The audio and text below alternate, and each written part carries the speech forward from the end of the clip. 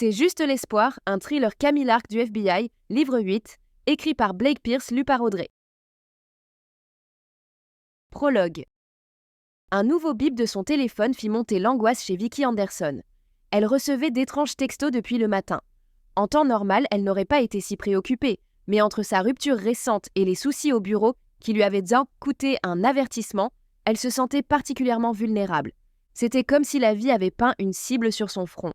L'erreur à l'origine de cet avertissement n'était même pas la sienne, mais en tant que responsable, c'était à elle de gérer les conséquences d'une livraison de meubles coûteux à la mauvaise adresse, entraînant des jours perdus et des frais exorbitants. Son patron avait explosé et elle avait fini par quitter le bureau pour ne pas craquer devant lui. C'était ça ou fondre en larmes sous ses yeux. Pas la solution idéale, elle en avait conscience, mais c'était plus fort qu'elle. Elle était sortie se réfugier dans un centre commercial, avait erré un peu et pris un café pour se calmer. Maintenant, il semblait inévitable de retourner affronter les conséquences de son acte. Le froid mordant d'une journée pluvieuse d'automne à Boston l'a saisie alors qu'elle s'apprêtait à traverser le pont surplombant la rivière Charles. Elle l'avait déjà franchi, furieuse, lors de son départ. Le chemin du retour semblait interminable alors qu'elle n'était pas habillée pour ce temps. Si au moins il avait fait sec lorsqu'elle était partie, maintenant elle regrettait amèrement sa décision impulsive de se couper les cheveux après sa rupture. Son cou était transi de froid. Elle frissonna en essayant de resserrer le col de sa veste pour trouver un peu de chaleur et se mit en chemin. À peine avait-elle fait quelques pas que son téléphone émit un autre signal. Son estomac se noua lorsqu'elle vit que c'était le même message inquiétant qu'elle avait lu une demi-heure auparavant dans le café où elle s'était réfugiée. « Je sais où tu es, jolie fille. Je te vois grâce à mes pouvoirs spéciaux. Je te piste avec une force obscure que j'ai apprivoisée. J'aime ta nouvelle coupe. Les cheveux courts te vont si bien. » C'est ce que disait le premier message en tout cas. Mais le second contenait encore plus de détails. « Je sais où tu es maintenant, douce aux cheveux courts. Tu traverses le pont. Je suis là tout près, à ton épaule même.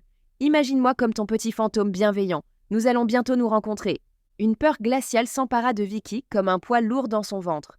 Comment cela pouvait-il être possible ? Cet individu, probablement un homme vu ses propos et sa remarque sur ses cheveux, ne pouvait pas être au courant, n'est-ce pas ? La suivait-il ? Elle scruta la rue grise avec effroi, cherchant parmi les passants pressés qui luttaient contre la pluie torrentielle. Ces messages avaient-ils un lien avec sa rupture et ses problèmes professionnels, ou était-ce juste une terrible coïncidence ? Le mieux serait de rejoindre le bureau, pensa-t-elle alors qu'un poids bien réel l'y attendait. Expliquer pourquoi elle s'était enfuie sans un mot. Alors qu'elle progressait sur le pont, les éclaboussures des voitures de gens qui passaient ajoutaient au bruit sourd de ses pas sur la passerelle métallique. Son téléphone vibra à nouveau. « Tu es sur le pont, maintenant, belle inconnue. » « Parfait, c'est là que notre destin commun nous attend. » Pétrifiée, elle s'arrêta net, une boule d'angoisse se formant dans sa gorge. S'agissait-il d'une sinistre plaisanterie ? Elle tenta de se convaincre que c'était peut-être l'œuvre d'un proche de son ex qui lui jouait un mauvais tour. Mais quelque chose lui disait que cette situation était bien plus grave et dangereuse qu'il n'y paraissait. Peut-être devrait-elle faire demi-tour, mais en était-elle sûre ? À cet instant, Vicky ne savait plus quelle décision prendre, tandis que son téléphone émettait encore ce bip agaçant qui faisait grimper sa tension. « Tu envisages de repartir ? Tu as l'air figé. La peur te paralyse, c'est ça ? Allons, ne crains rien. Ce n'est qu'un rendez-vous et ce n'est pas le premier, n'est-ce pas ?» Elle tentait de comprendre. Qui pouvait bien lui jouer un tour pareil ? Son ex ? Un collègue ? Elle ne se pensait pas d'ennemi, mais elle commençait à douter. Soudain, un bruit derrière elle la fit tressaillir. Était-elle suivie en secret ? Elle se retourna brusquement mais ne vit personne. Seul le vent sifflait entre les structures d'acier du pont. Qui était cet inconnu ? Comment pouvait-il connaître autant de détails sur sa vie ? On aurait dit qu'elle était épiée à chaque instant. Elle devait rentrer au bureau, mais le pont était désert. Pas un chat sur la passerelle piétonne. Si elle pressait le pas, elle pourrait être de l'autre côté en 5 minutes. Vicky inspira un grand coup, peu convaincue par les options qui s'offraient à elle dans cette situation insolite. Elle ne pouvait rester immobile, le froid la transperçait. Impossible aussi de commander un taxi. Elle n'avait aucune envie de fréquenter des inconnus et puis, elle était à sec financièrement. Le salaire ne tomberait que dans 2 jours, du moins si elle avait encore un emploi après cette journée rocambolesque. « Il faut que je retourne au bureau », se dit-elle avec détermination. D'un pas rapide, elle traversa le pont. 1 minute s'écoula, puis une autre. Elle entendit ses pas résonner sur le bitume, son souffle haletant et le bruissement de sa veste. Et soudain, son téléphone bipa à nouveau, la glaçant d'effroi. « Tu es toujours sur le pont ? Bien joué. Dommage, tu es trop loin pour revenir en arrière maintenant. Je viens te chercher. » Un coup de vent manqua de la déséquilibrer. Il venait la chercher? Que cela signifiait-il? Secouée d'un frisson d'angoisse, Vicky accéléra l'allure alors que son cœur s'affolait et que la peur montait en elle. Un nouveau message surgit. « Je vais te couper le souffle, littéralement. Veux-tu comprendre ce que cela implique ?» Elle n'avait aucune envie de connaître la signification d'une telle menace. La tête baissée face au vent glacial, elle avançait presque en courant lorsqu'un autre message s'afficha sur son écran et attisa sa curiosité malgré elle. « J'espère que tu n'es pas douillette avec les fractures. Tu vas en faire l'amère expérience très bientôt. Vois ça comme une prédiction. Des os cassés. Mais que racontait-il ?» Dans un mouvement paniqué, elle balaya l'environnement du regard. Était-il au volant d'une voiture? Allait-il foncer sur elle pour la heurter violemment contre les barrières ou pire, la projeter dans le vide? Terrifiée par cette idée folle qui s'imposa dans son esprit en chassant toute rationalité, Vicky choisit sa voie de secours, grimper sur la rambarde pour éviter une collision mortelle.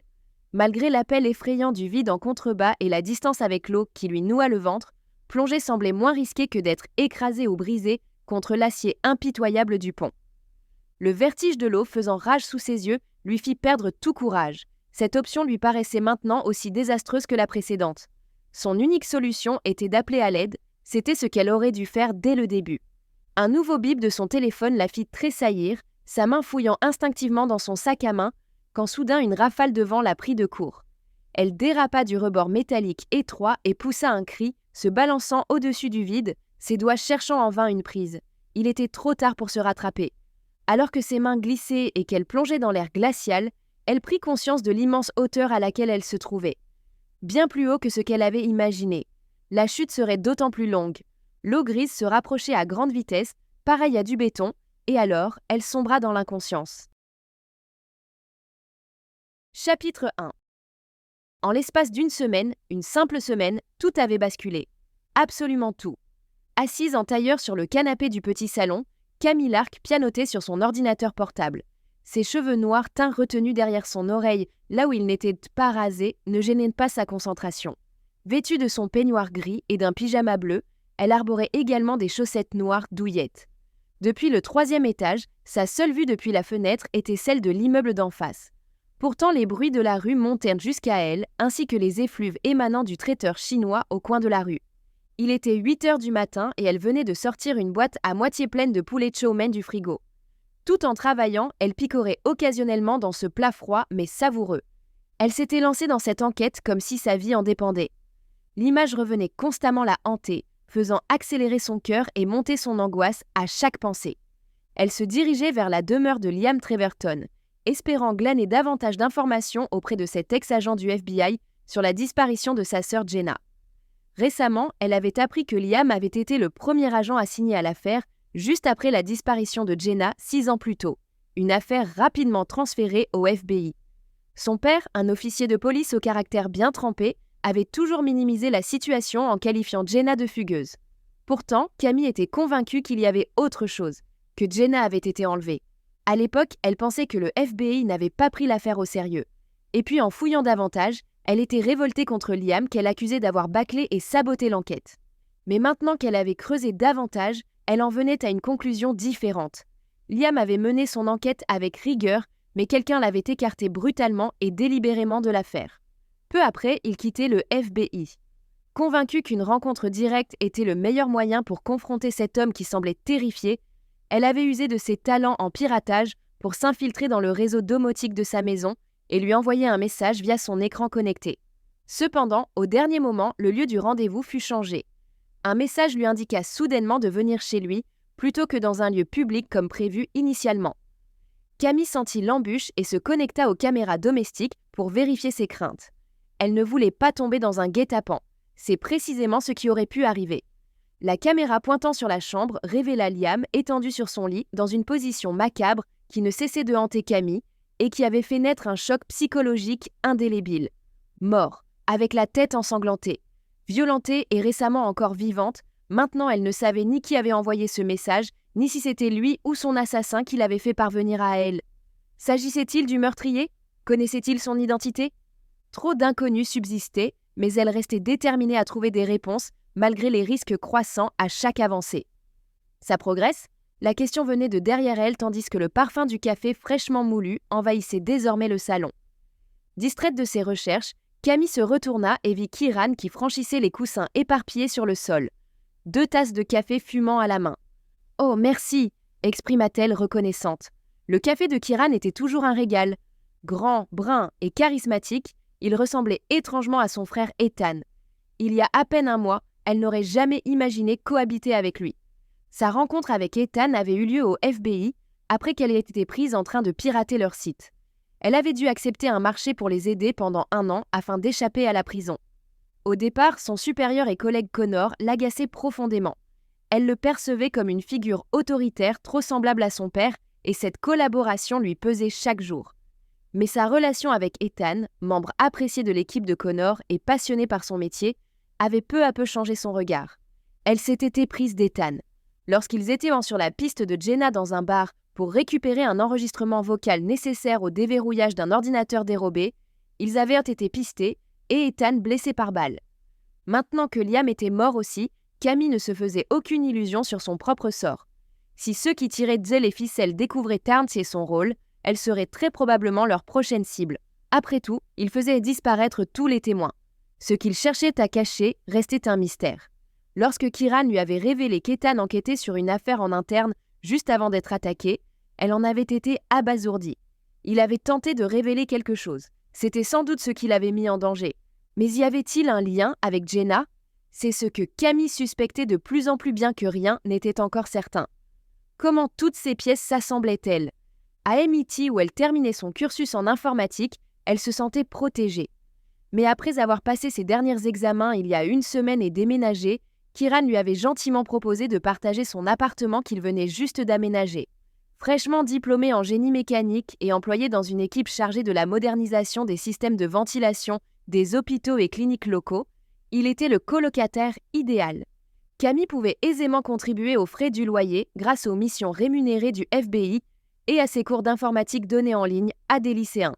Toutefois, postuler pour un emploi à temps plein s'avérait compliqué étant donné qu'elle pouvait être sollicitée par le FBI sans préavis, une situation peu compatible avec les attentes d'un employeur.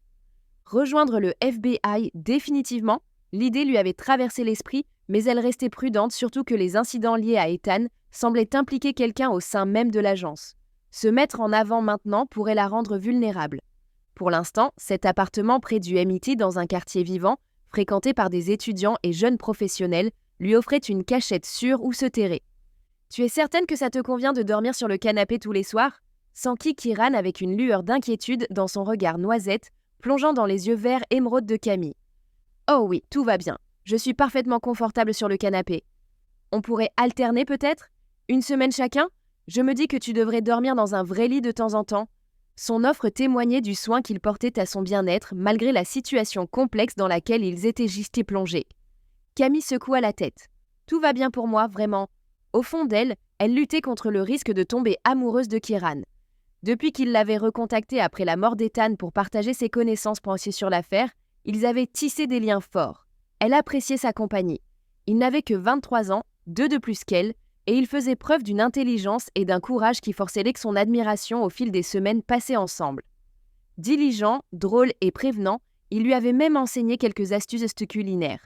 Kiran savait préparer 5 plats différents pour les soirs où il ne se laissait pas tenter par le chinois, 5 de plus que ce qu'elle maîtrisait. Elle préférait qu'il ignore à quel point il lui plaisait. Après tout, une telle révélation pourrait compliquer leur relation. Que faire si ses sentiments n'étaient pas réciproques ? C'était en partie pour cela qu'elle arborait encore son pyjama et son peignoir, bien qu'elle aurait pu enfiler un jean et un joli haut. Elle estimait que cela était plus prudent, sachant que son pyjama n'avait rien de séduisant et que son peignoir la drapait tel un ours gris et duveteux, masquant sa silhouette fine et athlétique. Et ses chaussettes ? Il valait mieux ne pas en parler. « Qu'as-tu découvert ?» interrogea Kiran avec une pointe d'anxiété perceptible dans sa voix. L'affaire les affectait tous les deux profondément. Il lui avait confié qu'Ethan avait déjà été la cible d'une tentative d'assassinat lorsqu'ils se promenaient ensemble il y a quelques mois. Peut-être étaient-ils tous deux menacés. Qui pouvait savoir ce qui arriverait ensuite ? « Je cherche des archives d'emails dissimulés, » expliqua Camille. « Il semble que Liam ait renforcé la sécurité de cet ordinateur avec plusieurs niveaux de protection. J'en ai déjà contourné certains, mais là je tombe sur des indices qui me font penser à l'existence d'autres couches, encore plus secrètes. Alors je fouille avec un logiciel particulièrement doué pour dénicher les fichiers cachés, ça demande juste de la patience et de la précision. J'ai jeté un œil aux informations à la télévision, rapporta Kiran. Ils n'en disent pas grand-chose sur ce qui est arrivé à Liam. Ils évoquent un cambriolage qui aurait mal tourné, suggérant qu'on aurait pénétré chez lui pour dérober des objets de valeur. Apparemment, il manquerait certains biens précieux. Camille hocha la tête sans surprise. Ceux qui maniganciaient derrière tout ça étaient rusés, mais elle était convaincue que ce n'était pas simplement un vol. « Ça ne me paraît pas juste », soupira-t-elle. « Moi non plus, je suis sceptique. » Soudainement, l'ordinateur émit un bip sonore captant toute l'attention de Camille. « Regarde !» triompha-t-elle en désignant l'écran. Le programme a mis au jour quelque chose d'enfoui. Chapitre 2. On tient forcément une piste, s'exclama Camille alors qu'elle scrutait le dossier fraîchement exhumé. Celui-ci gisait dans un sous-dossier au cœur du système, un endroit où elle n'aurait jamais soupçonné de découvrir quoi que ce soit d'important. Liam avait pris soin de le camoufler comme s'il devait protéger ce secret coûte que coûte. C'était peut-être la marque d'un homme prudent, ou celle d'un homme terrifié. Elle retint son souffle en découvrant le contenu du dossier. « Kiran, vois ça !» Des emails qu'il s'est envoyés à lui-même comme sauvegarde de son travail. Kiran se pencha pour mieux voir les fichiers affichés à l'écran. « C'est indéniablement important, mais exactement quoi ? On dirait du vide ici. » Une mèche rebelle de Kiran frôla la joue de Camille, qui s'éloigna subtilement du contact inattendu. Les courriels datant du mois suivant la disparition de Jenna et coururent jusqu'à environ 2 ans en arrière, peu après que Liam eut démissionné du FBI. Il continuait à envoyer ses copies après l'affaire Jenna et même après avoir quitté le FBI, conclut-elle d'un ton grave. Il avait été forcé de partir, c'est bien ça ? Oui, l'affaire est plutôt louche. On dirait qu'on lui a fait quitter le FBI contre son gré, confia Camille. Reste à savoir pourquoi. Il n'y a pas eu d'audience disciplinaire ? Rien à se reprocher ? Elle fit non de la tête. J'ai déniché des notes en ligne disant qu'il avait été discrédité, mais impossible de comprendre pourquoi. Elle se tourna vers Kiran, animée par l'espoir qu'il pourrait enfin éclaircir ce mystère aussi mortel que déchirant. Et s'il n'avait jamais été discrédité ? La simplicité de la solution est parfois la clé. Peut-être que quelqu'un a juste voulu lui faire porter le chapeau. Peut-être n'avait-il pas d'autre choix, songea Camille. S'il avait été injustement évincé, il se serait défendu, non ? C'est ce que tout le monde aurait fait. Si on te renvoie abusivement d'une grande organisation après y avoir bien travaillé, pourquoi ne pas les poursuivre ? En croisant son regard, elle perçut qu'ils en étaient venus à la même conclusion. On ne se bat pas si on est menacé. Si quelqu'un t'ordonne de partir en te menaçant, que révèlent ces emails ? Ils sont toujours en train de charger, dit-elle. Les informations arrivent au compte-gouttes. Liam a très bien dissimulé ce dossier et il se pourrait même qu'il ait effacé certaines données. Difficile de dire ce que nous allons pouvoir récupérer. Elle patienta, scrutant la progression du chargement. Un silence peuplé seulement de leur respiration feutrée s'installa. « Tu as alerté quelqu'un au FBI ?» Camille secoua la tête. « J'en ai parlé à mon chef Connor et je devais justement contacter mon agent de probation, Jacinta. »« Agent de probation ?» Kiran parut surpris. « Ça m'a aussi étonnée, » concéda-t-elle. « Apparemment, c'est ce qui arrive quand on pirate le site du FBI. Mais enfin, Connor m'a assuré que Jacinta saurait me conseiller en toute confidentialité et sans risque pour moi, car s'il arrivait quelque chose et que cela se savait... » Elle frissonna rien qu'à l'idée, les images macabres ressurgissant dans son esprit. Liam gisant là, les yeux exorbités, son sang décolorant les draps blancs. Au début, elle avait éprouvé du ressentiment envers Liam lorsqu'elle avait appris qui il était et avait cru à une négligence de sa part dans l'affaire. Aujourd'hui, elle comprenait que la réalité était bien plus sombre. Liam faisait partie des bons. Il n'était certainement pas un des mauvais et elle aurait aimé l'apprendre plus tôt. « Alors, tu as pu voir Jacinta ?»« Non, ce genre de choses ne se discute pas au téléphone. Je préfère un rendez-vous en personne, pour plus de sécurité. » Il approuva d'un signe de tête. « Compréhensible.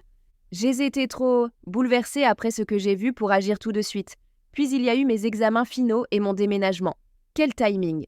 Heureusement que tu m'as aidé à trouver un logement. » Son sourire fugace illumina son visage sérieux une fraction de seconde. « J'ai appelé Jacinta il y a quelques jours, mais elle était en vacances. Elle rentre demain et nous nous verrons dès son retour. » Camille imaginait déjà Jacinta avec ses cheveux et yeux noirs. Cette femme qui lui avait apporté tant de soutien lors des moments compliqués avec le FBI avait été une véritable force pour elle. Vive d'esprit et perspicace, elle l'admirait beaucoup. Avec le temps, elle espérait être parvenue à changer l'image que l'autre femme avait initialement d'elle, celle d'une jeune impertinente et source potentielle d'ennui plutôt que d'aide. Camille s'était donné pour mission de mériter respect et amitié, peut-être même plus qu'elle ne le méritait après un départ aussi tumultueux avec eux. « Voici le premier », annonça-t-elle. Elle se pencha en avant, cliqua sur le fichier et commença à le parcourir. « J'ai reçu l'ordre d'abandonner l'enquête », lut-elle à voix haute. Un frisson la traversa. C'était la prose de Liam, rédigée des années auparavant alors qu'il tentait de démêler les circonstances de la disparition de sa sœur aînée et les raisons sous-jacentes. Leur père, autoritaire et critique, avait toujours cru à une fugue de Jenna. Camille, quant à elle, était persuadée que si Jenna avait pris la fuite, elle aurait au moins pris le temps de dire au revoir. Il adressait ça à qui ?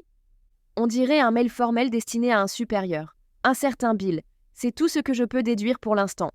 Elle poursuivit sa lecture. J'ai reçu l'ordre d'abandonner l'enquête et je souhaiterais en connaître la raison. J'ai avancé dans mes recherches et j'ai appris que Jenna Lark a été aperçue la veille de sa disparition en compagnie d'un homme dont un témoin pourrait faire le portrait. Grand, brun, cheveux courts et portant une arme dans un holster. Camille marqua une pause, les yeux écarquillés, avant de se tourner vers Kieran. « Ça ne te rappelle pas le FBI tout ça ?» « En effet, ça y ressemble étrangement, » concéda Kieran. « Et il affirme vouloir suivre cette piste car c'est crucial et que cet homme doit pouvoir être retrouvé. Il mentionne également percevoir quelque chose d'anormal. Tu peux le sentir rien qu'à travers ses mots. On dirait qu'il sent déjà le mur se dresser derrière lui parce que quelque chose cloche. » Le désir de découvrir la suite brûlait en Camille. Quelle avait été la réponse de son chef ? Qui était ce Bill et comment obtenir davantage d'informations sur lui ? Ça bloque encore ici. Il faut attendre quelques heures. Il manque un bout ici, constata-t-elle, déçue. Mais avec un peu plus de recherche, on pourra peut-être combler ces blancs. Je l'espère vraiment. On doit éclaircir tout ça. Elle vit bien que Kieran partageait son sentiment, son visage affichait un sérieux témoignant des rouages qui s'activaient dans son esprit, tandis qu'il tentait de saisir la signification de tout cela et ses implications possibles. Telle une ombre inquiétante au loin, Camille sentait qu'elle commençait à entrevoir des pièces manquantes du puzzle, des éléments déplaisants et menaçants qui semblaient en faire partie d'une machination bien plus vaste qu'elle ne l'avait imaginée. Des gens avaient les tués pour ses secrets et elle était convaincue qu'ils seraient prêts à recommencer. Le son strident de son téléphone la fit sursauter. Elle se redressa si violemment que Kieran renversa son café sur la table basse. Précipitamment, il se leva pour chercher quelque chose pour essuyer. À l'autre bout du fil se trouvaient Connor et Camille décrocha aussitôt. « Camille, lança-t-il. Patron occasionnel s'il en est. Comment tu vas ? Les examens sont finis ? Oui, c'est fait, répondit-elle avec aplomb. Tout s'est bien passé. Je vais bien. Je vis maintenant dans une colocation. Sa voix trahissait que cet appel n'était pas anodin et ses paroles suivantes confirmeraient son pressentiment.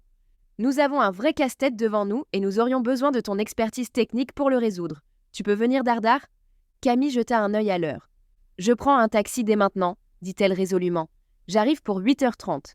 Ne traîne pas. Ces mots brefs et péremptoires firent comprendre à Camille toute l'urgence de situation et que sa présence était requise au plus vite.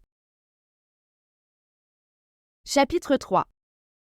Il faut que je parte, dit Camille à Kieran. Connor, mon contact des services secrets, vient de m'appeler pour une nouvelle affaire. Dans le regard de Kieran se lisaient des sentiments mêlés qu'elle comprenait parfaitement puisqu'elle les partageait. Toutefois, si elle se méfiait des services secrets de manière générale, elle faisait exception pour Connor. Connor est digne de confiance, lui confia-t-elle. C'est quelqu'un de bien, le meilleur qui soit. Il n'a aucune part dans toute cette histoire. Kieran fronça les sourcils. Tu en es certaine ?